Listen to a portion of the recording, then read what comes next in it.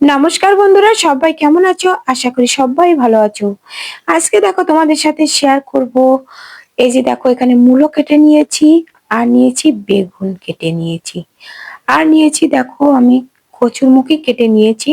তো এই যে দেখো একটু লম্বা লম্বা করে কেটে নিয়েছি। এটা দিয়ে আজকে মাছ রান্না করব। তো ভিডিওটা কেউ স্কিপ করো না, প্রথম থেকে শেষ পর্যন্ত দেখো, আশা করি ভালো লাগবে। এই যে দেখো মাছ নিয়েছি, মাছটা আমার ফ্রিজে ছিল, সিলভার কাপ মাছ কাটা ছিল। তো সেই মাছে আমি দেখো লবণ হলুদ মাখিয়ে নিচ্ছি।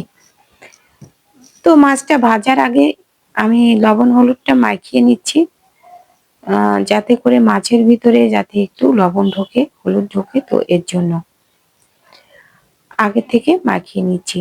তো দেখার শুরুতে একটা লাইক করে দিও, আর নতুন বন্ধুরা আমার চ্যানেলটা সাবস্ক্রাইব করে পাশে থেকো, আশা করি ভালো লাগবে। আর এই যে দেখো ভালো করে মাখিয়ে নিলাম। মাখিয়ে নিয়ে তো আমি এখানে 10 মিনিট রেস্টে রেখে, এই যে দেখো গ্যাসের উপরে কড়াই বসিয়ে দিয়ে তেল দিয়ে দিয়েছি। তো তেলটা গরম হলে মাছগুলো ভেজে নেব। আর এর তেলটা কিন্তু ভালো করে কড়া গরম না করলে কিন্তু মাছগুলো ভেঙে যাবে। আর যেহেতু ফ্রিজের মাছ, কিন্তু তেলে দেওয়ার সাথে সাথে কিন্তু তেলটা একটু কাঁচা হয়ে যায়। তো এই জন্য বেশ ভালো কড়া করে নিতে হবে। আর দেখো আমি সব মাছগুলো একবারে দিয়ে দিয়েছি, দিয়ে এই যে দেখো উল্টে পাল্টা করে এপিট ওপিট করে কিন্তু তেল লাগিয়ে নিতে হবে। প্রথম চামচে কিন্তু এইভাবে দিয়ে একটু উলট পালট করে দেওয়া যাবে, কিন্তু তখন ভাঙে না। কিন্তু যখন দেখা যাচ্ছে এক পিঠ হয়ে যাচ্ছে, কিন্তু এর পরে কিন্তু আর এইভাবে উলট পালট করা যায় না, আস্তে আস্তে তখন একটা একটা করে আর কি ভেজে নিতে হয়। মাছগুলো ভাজার সময় কিন্তু গ্যাসের আঁচটা মিডিয়ামে রেখে ভেজে নিতে হবে, তা নাহলে হাই হিটে দিলে কিন্তু মাছগুলো পুড়ে যাবে। আর এই যে দেখো এখানে বড়ি নিয়ে নিয়েছি, আমি বড়ি দিয়ে রান্না করব। তো দেখো উল্টো পাল্টা করে আমি মাছগুলো একটু কড়া করে ভেজে নেব, খুব বেশি কড়া করব না। তো মিডিয়াম আঁচ দিয়ে ভাজলে মাছগুলো খুব ভালো ভাজা হবে। তো দেখো এরকমই করেই ভেজে নিয়েছি, নিয়ে এবার মাছগুলো নামিয়ে নেব। মাছগুলো দেখো সব নামিয়ে নিয়েছি। তো এবার দেখো আমি এই তেলের ভিতরে দিয়ে দেব বড়িগুলো। বড়িগুলো কিন্তু আমি একটু ভেঙে দিয়েছি। তো দেখো বড়িগুলো একটু মিডিয়াম আঁচে আমি ভেজে তুলে নেব।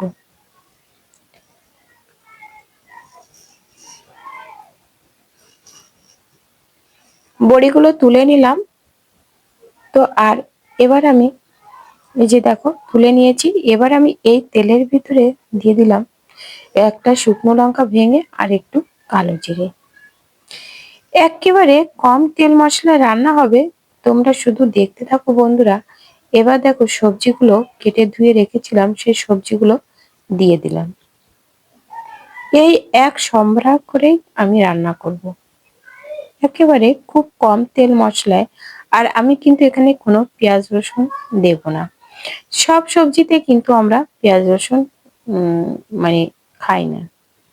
এবার দেখো দিয়ে দিলাম হলুদের গুঁড়ো। এক একজনের রান্না তো এক এক রকমের হয়। তো দেখো এবার আমি দিয়ে দেব স্বাদ মতো লবণ, দিয়ে একটু ভেজে নেব। দেখো বন্ধুরা আমি লবণ হলুদ দিয়ে একটু নেড়ে চেড়ে ভেজে নেব। আর দেখো বন্ধুরা আমার ঘরের পিছনে দেখো ওখানে অনেক ছেলে মেয়েরা এসে খেলা করছে আর চেঁচামেচি করছে। যেহেতু এখন তো পরীক্ষা শেষ, বার্ষিক পরীক্ষা, এখন একটু খেলাধুলা করছে ওরা। তো চেঁচামেচি হচ্ছে, ভয়েস দিতে একটু সমস্যা হচ্ছে। তো করার কিছু নেই। তো তোমাদের অনেক সমস্যা হবে শুনতে, তারপরেও বলছি একটু ক্ষমা সুন্দর দৃষ্টিতে দেখে ভিডিওটা দেখে নিও।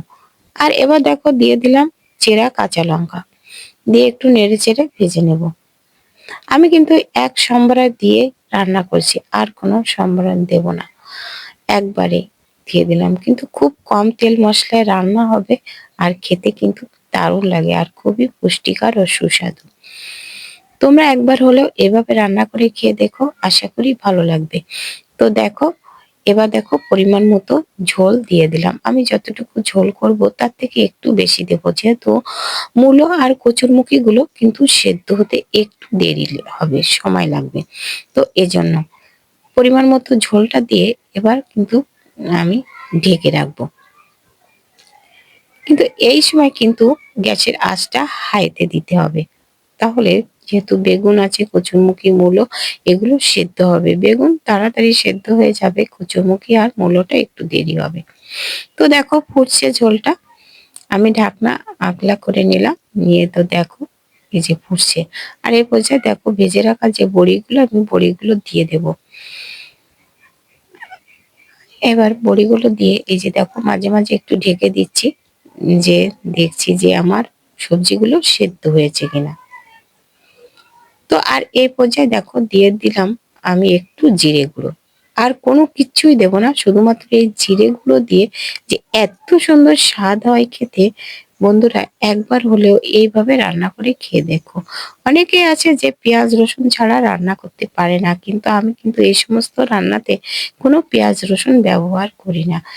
এইভাবে রান্না করলে খেতে যেন আমার কাছে বেশি ভালো লাগে। তো এবার দেখো আমি এখানে মাছগুলো সব দিয়ে দিলাম, যেহেতু আমার সবজিগুলো সব সেদ্ধ হয়ে গেছে, তো এই জন্য মাছগুলো দিয়ে দিলাম। দিয়ে মাছগুলো দিয়ে একটু নাড়াচাড়া করে এই যে ঝোলের ভিতরে একটু মাছগুলো ঢুকিয়ে দিয়ে তো একটু জাল করে নিতে হবে, তাহলে মাছের ভিতরে আর কি তেল মশলা সব ঢুকবে আর ঝোলটা খেতে ভালো লাগবে। তো এটা হচ্ছে মাছের ঝোল, তো এই জন্য একটু পাতলা ঝোল রাখবো। তো এই সমস্ত মাছগুলো দিয়ে পাতলা ঝোল খেতেই কিন্তু বেশি ভালো লাগে।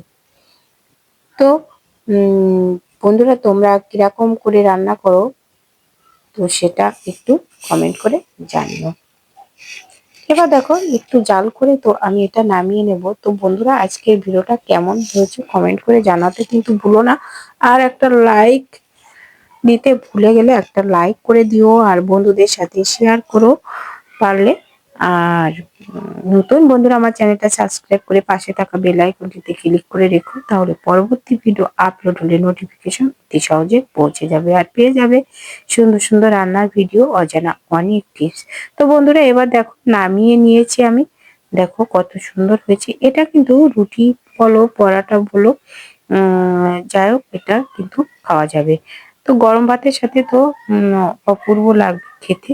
তো বন্ধুরা আজ এ পর্যন্ত, দেখা হবে পরবর্তী ভিডিওতে। ততক্ষণে তোমরা ভালো থেকো, সুস্থ থেকো। নমস্কার বন্ধুরা।